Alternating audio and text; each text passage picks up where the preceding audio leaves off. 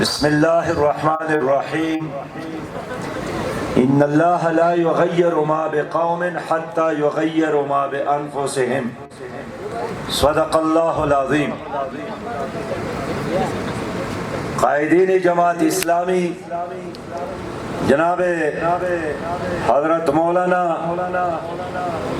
عبدالحق ہاشمی صاحب، مولانا ہدایت الرحمان صاحب، حافظ نور علی صاحب، سٹیج پر موجود قابل احترام زعمائے ملت اور اس دھرنے میں شریک میرے قابل احترام بزرگوں، بھائیوں، دوستوں، میرے پرعزم پرجوش نوجوان ساتھیوں، میں جماعت اسلامی بلوچستان کا شکریہ ادا کرتا ہوں۔ آج ہم کیوں نکلے ہیں؟ میں کل رات تک لاہور گورنر ہاؤس پر دھرنے میں موجود تھا، اس سے 3 دن پہلے پشاور میں موجود تھا اور آج کوئٹہ میں موجود ہوں اور اس کے بعد سندھ جانا ہے۔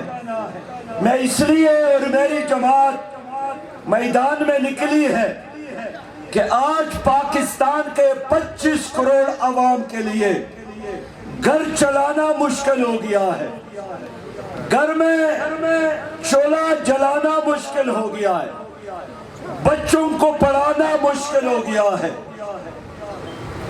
بیمار والدین کا علاج کرانا مشکل ہو گیا ہے، 1 لیٹر تیل اپنے گاڑی میں ڈالنا مشکل ہو گیا ہے۔ کیسے آدمی گھر کا بل ادا کرے، بجلی کا بل ادا کرے، گیس کا بل ادا کرے، پانی کا بل ادا کرے، کہ جب پاکستان میں آٹا، چینی، چاول، چائے، دال ماش ایسے مہنگے ہو گئے ہیں کہ جس طرح یہ دال اور گنا اور چاول اور چائے پاکستان میں پیدا نہیں ہوتا، یہ چاند پر اگتا ہے اور چاند سے لانے کے لیے ٹرانسپورٹیشن کے اخراجات شاید ہم برداشت کرتے ہیں۔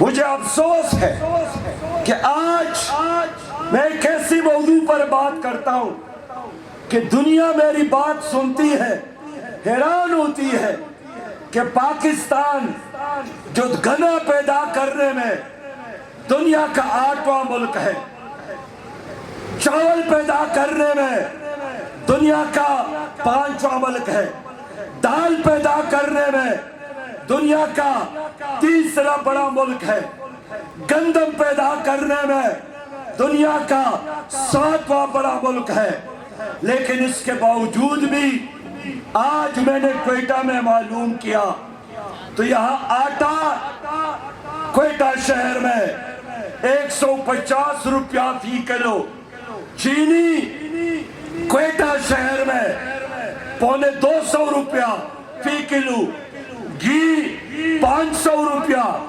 چاول 300 اور 400 روپیہ۔ ترکی نے الیکٹرک کار بنائی، بنگلہ دیش نے ٹیکسٹائل شہر آباد کیے، انڈیا اس وقت دنیا کی بڑی معیشت بنتی جا رہی ہے، لیکن پاکستان کے عوام آٹے کے لیے، چاول کے لیے، چینی کے لیے سڑکوں پر بیٹھی ہے۔ میرے پیارے بھائیوں، لوگ مجھ سے پوچھتے ہیں کہ آپ کی اس تحریک کا مقصد کیا ہے؟ میں اللہ کو حاضر ناظر جان کر کہتا ہوں کہ میرا کوئی ذاتی مسئلہ نہیں ہے، میں نہ نیب کے کسی کیس میں انوالو ہوں، نہ میری جماعت کی قیادت، نہ کوئی پاناما لیکس میں میرے کسی کارکن کا نام ہے، نہ میرے توشہ خانے لوٹنے میں میرے کسی کارکن کا نام ہے، میرا لڑائی، میرا جنگ، میرا جہاد ظلم کے خلاف ہے، جبر کے خلاف ہے، ظالموں کے خلاف ہے۔ میری لڑائی اور میری جماعت کے لڑائی آپ کے لیے، آپ کی بچوں کے لیے جنہوں نے یہ بوٹ اٹھایا ہے کہ انکل میں بھی آپ کا مقروض ہوں۔ یہ آمد کے قرضے یہ کس نے لیے ہیں؟ یہ غریب عوام نے نہیں لیے ہیں، یہ زرداری نے لیے ہیں، نواز شریف نے لیے ہیں، عمران خان نے لیے ہیں، جرنیلوں نے لیے ہیں، اسلام آباد کے حکمرانوں نے لیے ہیں۔ لیکن آج IMF کا یہ قرضہ میرا اور آپ کا خون نچوڑ کر حکومت ادا کرنا چاہتی ہے۔ میرا پیغام یہی ہے کہ IMF کا قرضہ جنہوں نے لیا ہے ان کے جائیدادیں موجود ہیں، ان کے شوگر ملز موجود ہیں، ان کے فلور ملز موجود ہیں، ان کے کارخانے موجود ہیں۔ آپ ویب سائٹ کھول کر دیکھیں، پاکستان کے سیاستدانوں کے 8 ارب ڈالر سے زیادہ اثاثے ملک اور بیرونی ملک موجود ہے۔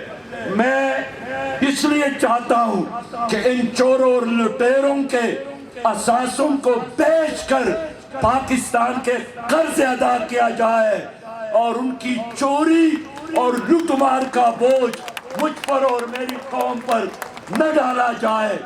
میرے دوستو، میرے بھائیوں، میں آپ کے لیے نکلا ہوں اس لیے کہ میرا تعلق، میری جماعت غریبوں کی جماعت ہے، عام لوگوں کی جماعت ہے۔ میں آپ کی تکلیف کو محسوس کرتا ہوں۔ ساری دنیا میں سال میں ایک بجٹ پیش ہوتا ہے، حکومت پیش کرتی ہے اور لوگ اس بجٹ کے مطابق اپنی تنخواہوں کے اندر پاؤں پلانے کی کوشش کرتے ہیں، زندگی گزارنے کی کوشش کرتے ہیں۔ لیکن پاکستان دنیا کا واحد ملک ہے جہاں 365 دنوں میں 365 بجٹ حکومت پیش کرتی ہے۔ ہمارے ماہرین نے ہمیں بتایا ہے کہ پاکستان میں 5 روپے فی یونٹ بجلی بن سکتی ہے، قوم کو مل سکتی ہے، لیکن آپ کے ظالم حکمرانوں نے ایسے معاہدے کیے ہیں جس کے نتیجے میں آج آپ کو بجلی کا 1 یونٹ 56 روپے پر ملتا ہے۔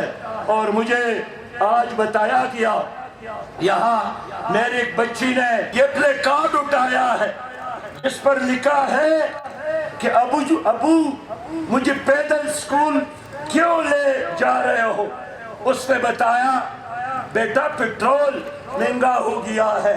ایک بچی نے پلے کارڈ اٹھایا ہے کہ میرا کل ٹیسٹ ہے، میری امی مجھے روشنی چاہیے۔ امی نے جواب دیا میرے بیٹی وعدہ والوں نے میٹر کاٹا ہے اس لیے بجلی نہیں ہے۔ یہ اس بلوچستان کی بات جہاں سونا موجود ہے، جہاں گیس کے سمندر موجود ہے، جہاں تانبا موجود ہے، جہاں کوئلہ موجود ہے، جہاں تمہارے پاؤں تلے اللہ تعالیٰ کے دیے ہوئے معدنیات کے پہاڑ موجود ہے، پھر کیا وجہ ہے کہ سب سے زیادہ غربت بلوچستان میں کس کی وجہ سے؟ پاکستان کے نااہل اور چور قیادت کی وجہ سے۔